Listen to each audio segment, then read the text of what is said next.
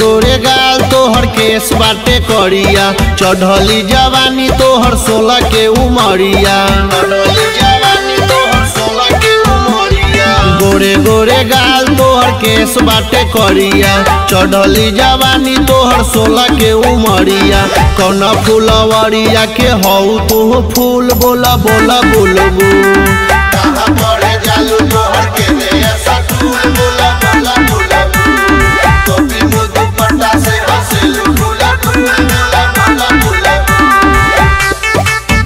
बोला बोला बुलबू, बोला बोला बुलबू, बोला बोला बुलबू। गेंदा गुलाब नहीं चंपा चमेली हो, सिमर के फूल जैसन बारू कटेली हो, बारू कटेली हो। गेंदा गुलाब नहीं चंपा चमेली हो, सिमर के फूल जैसन बारू कटेली हो। कच्चा कच्चा मारा तारू तीर छीन जरिया, गौर गईले बारू गोरी दिले के भीतरिया। देखी के दीवाना के मियाज जाला ढूल बोला बोला बुलबू, कहाँ पढ़े जालू तोहर के ऐसा फूल बोला बोला बुलबू।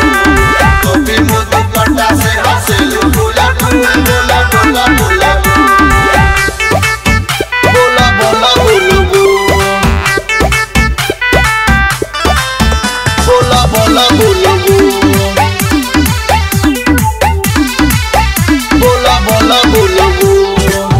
रूपवा निराली लागे चल मतवाली हो, जन मारे गजरा कजरा उठवा के लाली हो, उठवा के लाली हो।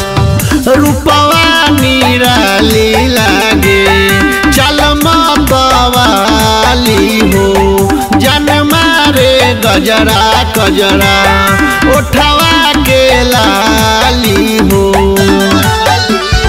कहे कवि शेखर बात मान ये गुजरिया, चश्मा लगा के नहीं बन ये सबरिया। अजय अभिराज के काहे गईलू तू भूल बोला बोला बुलबू।